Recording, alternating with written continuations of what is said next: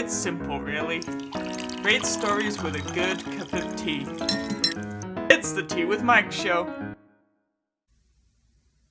Welcome to another episode of the Tea with Mike show. Joining me for this one was Reshad. Topics of conversation included leadership and podcasting. So grab a cup of tea, sit back, and enjoy. Alright guys, welcome to 2021 and welcome to a brand new season of the Tea with Mike show. I'm ready to crank back into gear and share some more amazing stories from around the world, starting actually pretty local to where I'm residing right now, just up the road in Edmonton, Alberta, following this guy's journey over the past year, and I thought it'd be a great time to start the year by hearing his story. So welcome to the Tea with Mike show, Reshad. Oh, Mike, thanks for having me. Really excited to be here with you. No problem. Let's start really easy because we're still feeling the effects of Christmas. Do you want to start by telling everyone where you grew up? Yeah, absolutely. I think in my bio, and I saw on Instagram you had shared that, I call myself a Canamere Australian at times. And that's because I live in Canada, obviously. I've been here almost 15 years. And prior to that, I was born in the United States. So I was born in upstate New York, lived in a couple of states across America until about 7.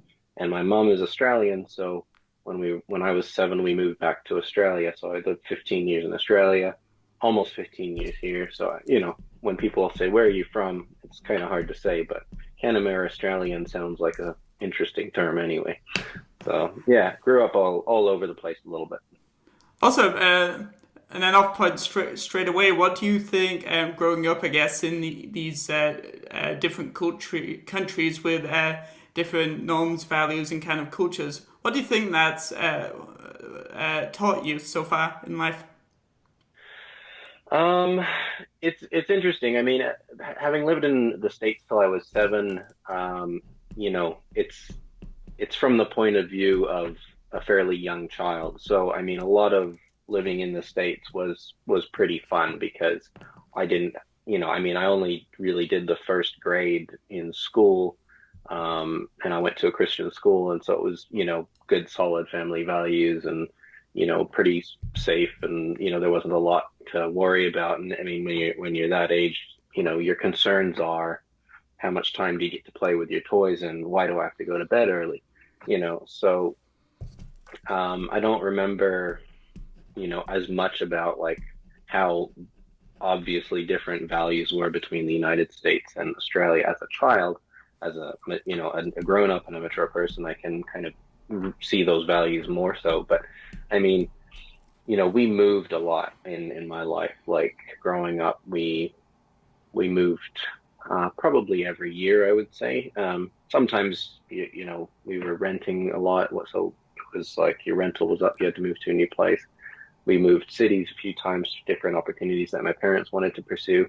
And so, I learned to, kind of be flexible and kind of go with the flow in a lot of cases. And had to learn how to make friends in new locations a lot.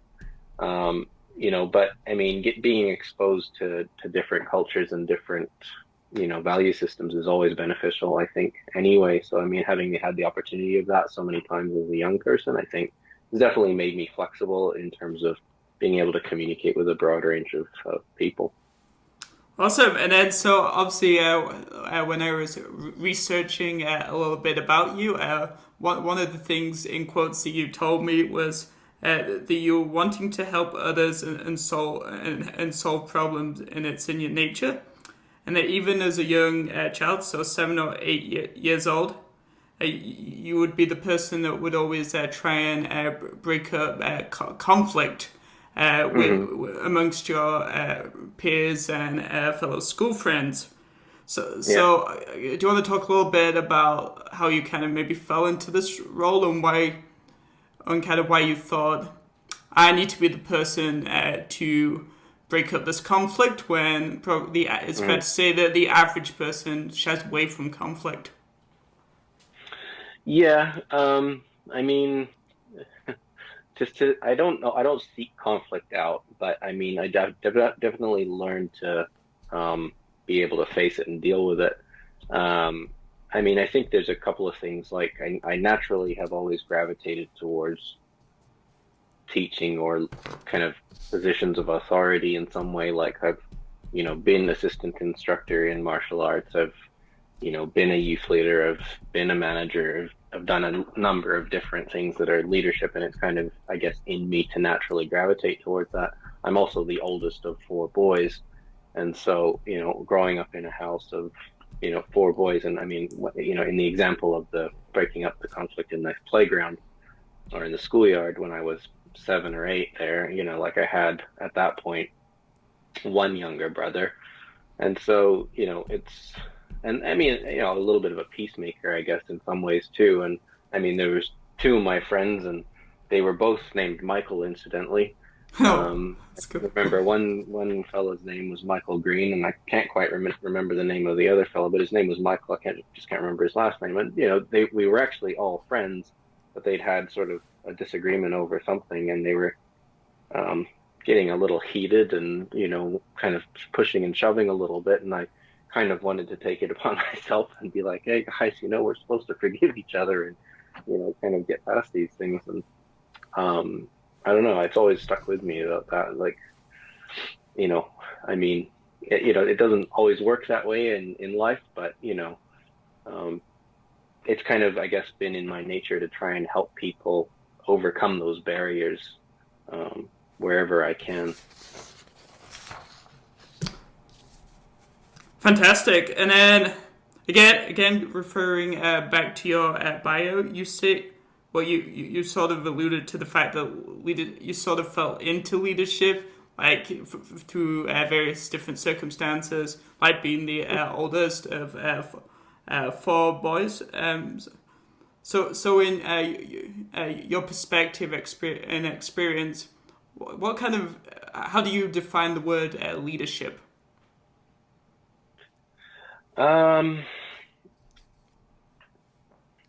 I really think of leadership as serving other people. One of my great inspirations and people I would consider mentors in my life, although I have not met them, is John Maxwell.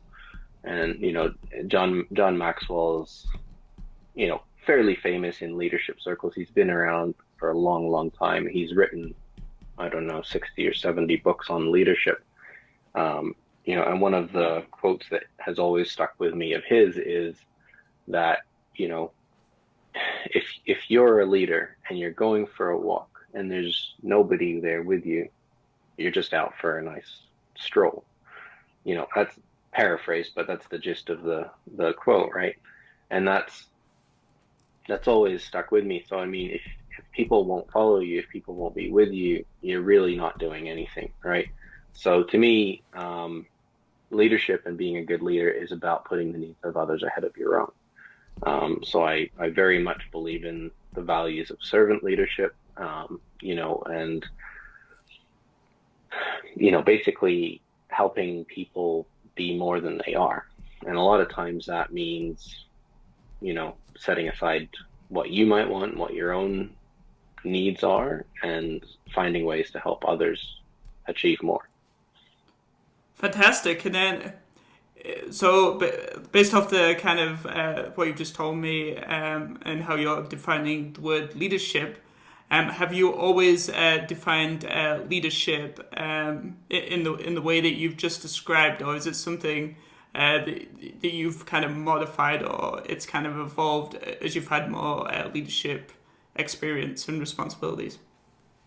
Yeah, it's definitely evolved over time. I mean, the early positions that I had, that I would call leadership positions as a much younger person, going back, 20 years or so. Well, maybe not that long, but, in the vicinity, I started a business when I was 16, but, so I had some influence and some kind of impact, I guess, at a young age. And when you're when you're young, you can be mature, but there's a lot more maturing to do. And I mean, part of what I guess drives my current efforts in terms of, talking to people about leadership and sharing about leadership and those kind of things is like, I made lots of different mistakes that, you would look at. And if you were putting a list together of like, these are good things to do as a leader and these are not good things to do as a leader, I did plenty of things in that not good column when I was young. And I mean, we're human, we make mistakes. So I think my definition of leadership and the way I describe it may continue to evolve, but it definitely has evolved over time, just through life experience, learning from my mistakes, all those kind of things. So yes is the answer, I guess. Nice. And then just veering off on a side path for a couple of moments. What was the first business that you started when you were 16? Um, I my mother had a passion for horses, and we were kind of living on some, small properties, few acres here and there, and so we had the opportunity to own some horses. So I got quite interested and involved in, horse care and that kind of thing. And um, my mom and I actually were sort of, we were rescuing a few horses here and there, where we were, retrieving them from kind of neglectful situations and things like that. And so we became aware of a, a German veterinarian that had developed a natural hoof care methodology, and I had the opportunity of learning that. And so that was my business, actually, was natural hoof care for horses. And so I did that for, 5 years or so, and yeah, it was very interesting. Kind of interesting time in my life, running a business and all that, and learning the ins and outs of that. So that was, yeah, it was a lot of horse care, and then a bit of kind of teaching owners about how to take care of their horses. Cool, interesting. So even all the way back age 16, you even a little bit of like leadership skills like starting to be developed, but in this sense, taking care of animals that needed nursing and needed kind of help, right? Yeah, exactly. And teaching, teaching other people about it. I've always been a fan of sharing the information I have.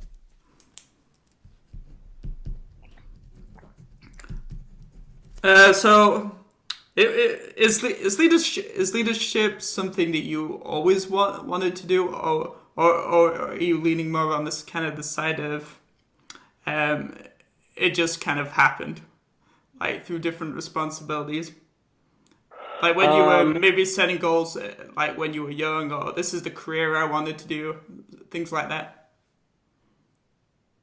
that's a good question.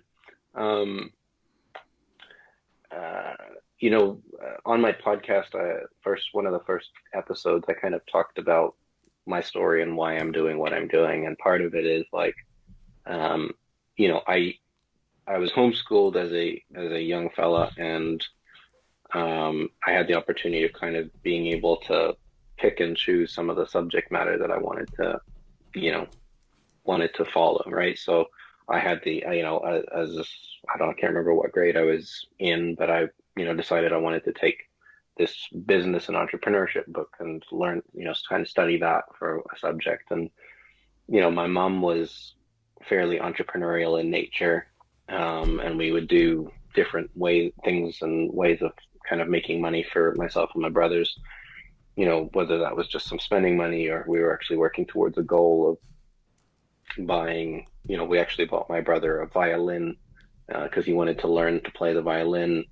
And we bought a violin by making from scratch and selling 50-cent bagels. Oh So wow. we, did this kind of thing. So my mom was always very entrepreneurial. So she also encouraged, reading in general, like fiction or not, but she also encouraged like, reading good character building books. So, I was reading books by Dale Carnegie and Og Mandino and John Maxwell, kind of in my mid-teens, I would say, as part of my learning curriculum, but also out of interest. So, I guess I had an interest in it young, but becoming a manager and a leader in different places, it was kind of like it wasn't by accident, I guess. I mean, like when I was a youth leader, I joined the church there as a youth leader. Like, it wasn't a paid position; it was volunteer. But I was like, I'm kind of on the upper limit of the age bracket that are typically in a youth group. So I thought that it would be kind of best for me to be in kind of a leadership position with it, and they were on board with it, and they were happy to have me. But and then after that, it was like different jobs I've had, I've always sort of exhibited desirable behaviors that they were looking for in managers or business leaders. So in some ways, in some cases, I've been promoted to it. In other cases, I've sought it out. Nice, and then probably a little bit of influence and credit to your mum, I guess, who's also quite, as you said, is quite entrepreneurial and that type of thing, right? Yeah, absolutely, absolutely. Cool, cool. And so today's tea fact for the episode is afternoon tea has also been referred to as low tea, often served in the drawing room. Afternoon tea, or low tea, and high tea refers to the table it is served at, and it has nothing to do with the time of day. And this comes from teahow.com. That's interesting. I didn't know that. And that segues perfectly into me asking you, what type of tea are you drinking today? Well, I've taken to drinking a bit of tea in the evening. So and especially since I was going to be on your show, Mike, I thought I better have a cup of tea with me. So this is chamomile, vanilla, and honey. Also, and so it probably it's quite sweet. Then if it's got honey in, Yeah, it's not too sweet. I don't necessarily gravitate to anything too sweet, but a little sweetness to it, and definitely strong on the chamomile flavor.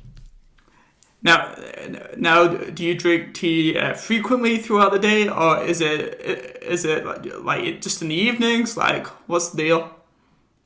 More so an evening thing for me now. Usually in the morning I drink coffee and then just water through the day. Um, when I was young, my mom loves tea, so we would drink a lot more tea. Kind of usually it's just an Earl Grey or something like that with a bit of sugar and milk. Fantastic. And then, so jumping back a little bit more into kind of the leadership side, and then this will segue kind of into your podcast for the last kind of section, I guess. So you kind of had numerous leadership positions in different places, and I'm going to assume leading different teams of different sizes. So Yeah. if you're thinking about all of these experiences, what have you learned the most about a leadership, and then maybe some skills that you've developed from past experiences? Um, there's been a lot. Like I've done a lot of retail management, where I've been, in um, jewelry business. I've been in the cell phone business, and I've worked, in big box with Walmart.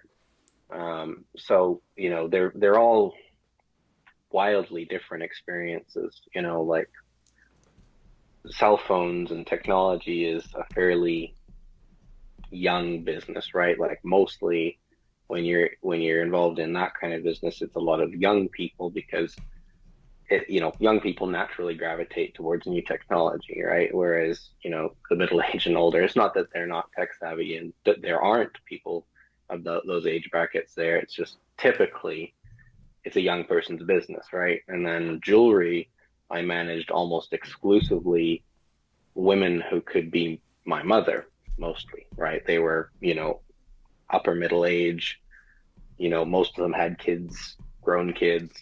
And a lot of times I'm teaching and training and coaching these women who could be my mom, and that's a whole different learning experience because it's a different dynamic, right? And a different way that you approach people like that versus people who are in technology and that.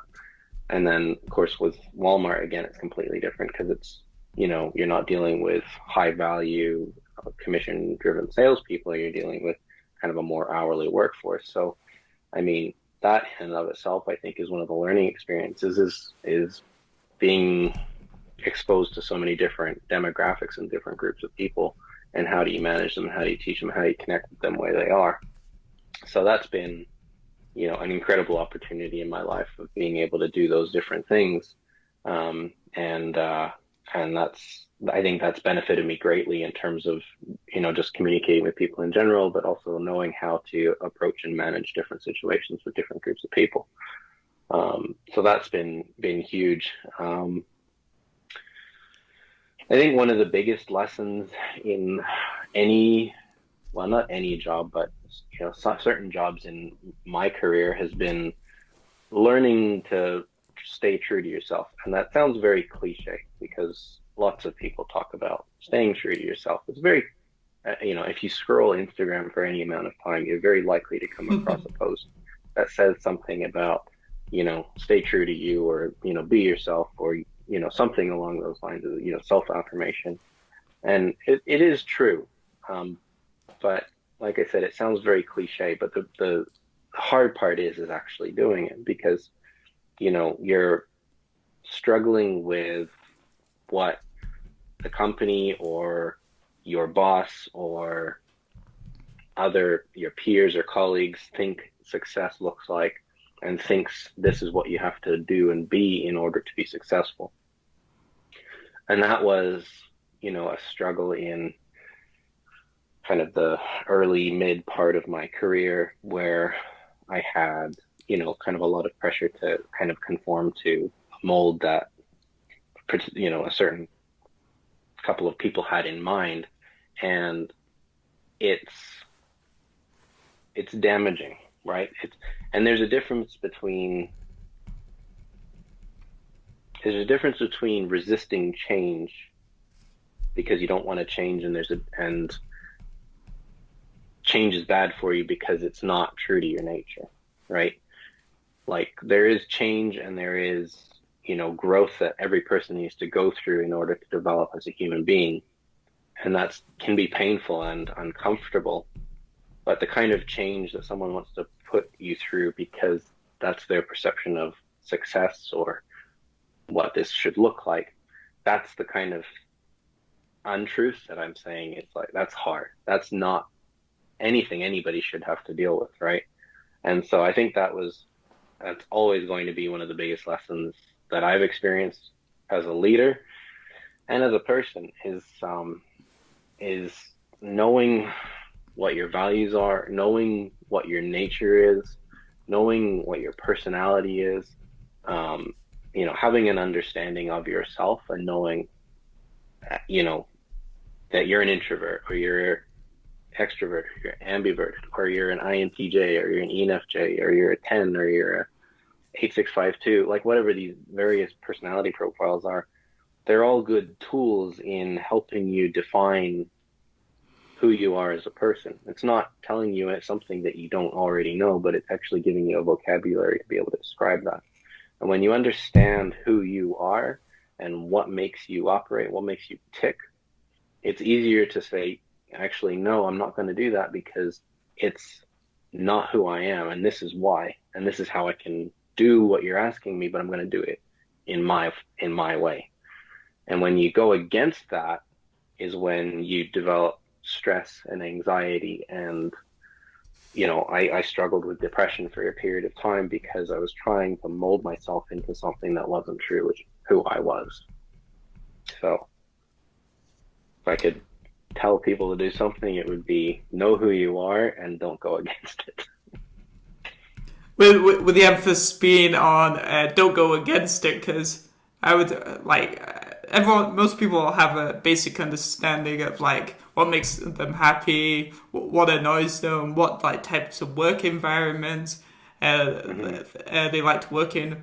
but it's also very hard, like in anything, to like remember this sometimes, like in the moment, or even if you, the longer you work at a place, because you get more sucked into the environment and the culture, etc., etc., and it almost like takes away a piece of who you are, and that's in a lot of ways unavoidable, because obviously you have to make money, and the majority of people have to work for different companies versus working for themselves. So Yeah. it's a hard balance, isn't it?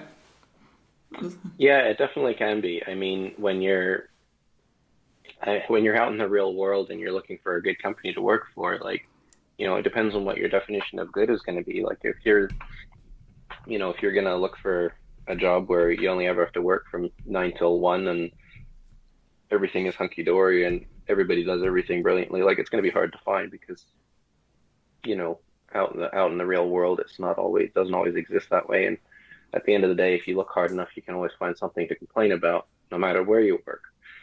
And that's not that you don't love the company, but if there's more good than bad, it's probably a good place to be.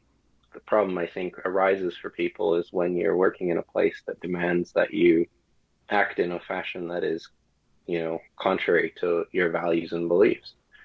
And it's not that what the company's values and beliefs are necessarily wrong, but they don't align well with you. And when they don't align well with you, there's becomes friction, and that's I think where a lot of people end up in the stress and anxiety. And I think that that's just a symptom of the statistics that we hear about, where what's the percentage? It's over 50% of employees in the workforce are disengaged. And so the only way to change that is to give people meaning and purpose in the workplace. Fantastic. And then, kind of summarizing or taking everything that you kind of just talked about and more, what would you say is the hardest thing about being a leader, and why?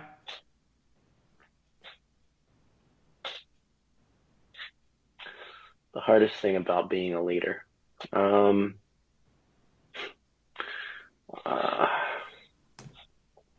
I think it's it's both the hardest thing and the greatest thing is is kind of the people sometimes. I think that's probably the hardest thing because it's the hardest nut to crack. Figuring out how to be a good leader, how to get the most out of someone, how to and I don't not to get the most out of them in a negative way, but like how to inspire them to be their best. Let's put it that way. Um, and how do you provide the most value and service as a leader? And that's because it's people first. But it's also the best thing about it because when you have that moment where you've impacted someone in a positive way and you can see that they've grown and developed and you've been had an influence on that, like it's one of the most rewarding things. I think generally it's in most human nature to want to help other people. And when you can help someone and you like it's a great feeling. So yeah, I think it's both the hardest thing and the most amazing thing about being a leader is the people. Oh, fantastic. And so let's change gears a little bit and dive into your podcast, which is called the Weekly Leadership Experience. So, first off, let's start with, why did you decide to get into podcasting? Well, yeah, when you asked about like, was leadership always something I wanted to get into, it has become that over the years. And, I think, even sort of 10 or so years ago when I got out of business school, I was wanting to find a way of getting into the management consulting space and kind of, influencing people in leadership positions. So, at that point, a lot of people were kind of discouraging me on that front just because of, being a fairly young person. It wasn't viewed as a young person's career at that point. So, I mean, that is untrue ultimately, but, at that point, I kind of let it fizzle out and, pursued other career opportunities and learned a lot and did a lot. But, it's been something I've wanted to pursue seriously in the last several years. And, I wanted to develop my a coaching practice and, basically help particularly young leaders or new leaders, you know, kind of get their feet under them and basically help them avoid some of the mistakes that I've made in my career. And it's not to say that they're going to avoid all the mistakes, but maybe I can help them along the way. So it's sort of, something that I've been wanting to get into. So back in March, I was laid off for a bit at the beginning of the COVID pandemic. And I had some time on my hands, so I could either decide that I was going to do something with that time or, sit on my bum and watch Netflix for a while. So I decided I would do something with it and capitalize on some of the ideas I've been having, and podcasting had been part of what I was looking into as far as part of kind of building my platform and growing a community. So podcasting was definitely one of those things that took up a bit of time in researching and preparing for, and I decided it was worth the effort, and I was kind of excited. I like public speaking, so it seemed like a natural extension of that, and I dove in. Nice. And did it take you a long time to come up with the name of the podcast, or was it just something that kind of like fell into place? Because I know like the Tea with Mike show, for example, sort of fell into place because I'm from England. I like tea, right? So it just kind Mm. of just materialized that I didn't have to think terribly hard. Because a lot of good names are taken out there if you really think about it. Oh, absolutely. Um, yeah, you know what? It took some thought, and I know one of the first places you and I connected was Tea with Gary V. And when I was on Tea with Gary V, um, you know, he was super gracious and really fun to talk with. I hope I get to chat with him again in the future. But um, he told me, he's like, kind of pretty much he told me like stop thinking so hard, right? Because I was like, I'm being very thoughtful about this. He's like, great, be thoughtful by nature, not by effort, right?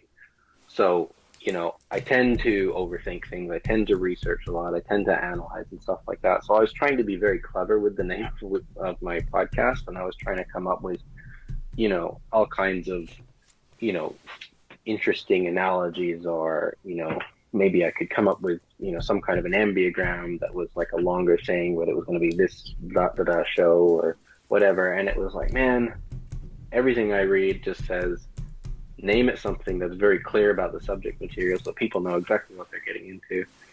And Gary Vee's obviously inspired me quite a bit, and his podcast is called the Gary Vee Audio Experience. And I was like, sounds good. I won't name it the Reshad Leadership Experience. And then I was like, how often is it going to come out? It's going to come out weekly. So it became the Weekly Leadership Experience, which is clear, tells you how often it comes out, tells you what it's about. And, hopefully the experience part gives it some oomph and says, oh, you're going to find something interesting about this show. Fantastic. And I started listening to a few of the episodes, and I definitely found it interesting to listen to, and I definitely kind of learned some things about leadership, because that's an area that I don't, whilst I've taken on lots of responsibility in different circumstances, it's never something that I've like studied, or I've never been a supervisor. So I took value from your listening to some of your podcast episodes from that perspective, because I don't have Great. that experience at least yet, or perspective, right? So that was cool. Very good. Well, And thank you for listening. I'm glad you got value out of it. no worries. And then obviously when I was looking at your podcast in a little bit more like detail, one of the other things that struck me was sometimes you have guests on the show, and other times it's you diving in, talking about a little bit more about your experiences. So I'm curious to know, why did you choose to go down that particular format versus where you could take what we're doing here right now, where I'm always talking to someone else. Yeah, I guess part of it is because I'm building a platform of um, kind of authority for myself. So I'm demonstrating, I guess, my knowledge and insights on different leadership subjects.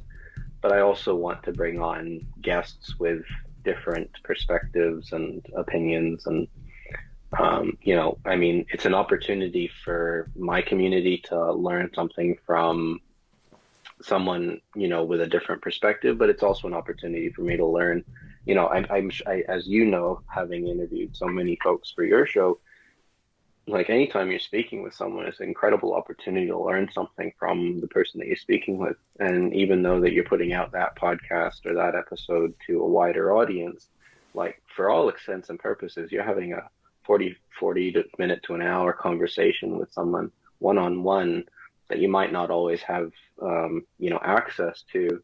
And the opportunity to learn is huge. So, it's kind of multifaceted there, but I do enjoy sharing my perspectives, but I also enjoy the opportunity of having guests on. So it sort of became the format of my show where I kind of do some of my own content and then in other episodes bring on guests to talk about different subject areas. Fantastic. And then so do you remember like the first time that you like did a solo show? Like how did it feel just like talking to just talking without having any like another person's energy to go off? Just It was tough. Like when I said that I thought it would be a good extension of public speaking, like I can get up and be fairly comfortable even just off the cuff, talking. Like I've gone to a few Toastmasters meetings and stuff like that. And it's very impromptu conversation, right? And so it's like, hey, quick talk about, this subject, and you can jump up and you do your 60-second spiel about whatever it is. Like, why do you like banana splits? Okay, well, I don't really like banana splits, but I'll talk about it. So I thought it would be kind of like that, but I made my notes, and like the first I think it's the first 5 or 6 episodes that I put out were just me talking. So the first two or three were a bit of a challenge. Like I think I recorded and re-recorded the first two episodes for sure, like 3 or 4 times each, because I was just like not happy with the flow. I wasn't happy with like how I sounded. I wasn't happy with this or that. And like ultimately what I did for the first 3 or 4 episodes was I'm just sitting down in my basement. This is kind of my backdrop and stuff like that, but which is kind of super cool. over there, thank you. Over there is my couch and my TV's over there that I play video games on and that. And so, you know, what I did was I got my wife to sit on the couch over there, kind of roughly behind the camera, and I basically talked to her for the first 3 or 4 episodes until I sort of got into the swing of it and felt the energy and the emotion of being able to kind of talk to effectively no one until so yeah, it was tough at first, and then once I kind of got into the swing of it, I can sit down now and record those shows without too much effort. It's not that there's not effort, but just like it's not as hard mentally to get into the groove.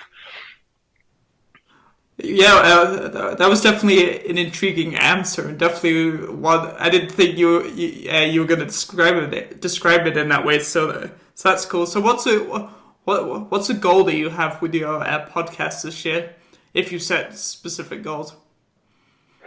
Um, well, I wanted to I want to double my downloads per month, and I want to do that in the first half of the year. So, I like doubling is a fair bit. I think it's ambitious. Podcast growth is generally slower than other mediums, right? So it's going to take some effort. So, to do that, I'm looking at, you know, a number of different things. I'm kind of leveling up some of my material as far as how people can consume the content. So on my website, there's going to be a new podcast player put in place right away. So it's going to be, you can kind of listen to my podcast across the entire website, and you'll be able to click around on my website and the podcast will continue playing the entire time. That's smart, man. So, there's a few things like that. I'm kind of capturing reviews better. I've invested in a couple of resources that help me do these things. So reviews is important for any podcaster. So I've got this kind of review capture tool so people can leave more reviews with me and that kind of thing. And then, just working on organic ways to continue spreading the word.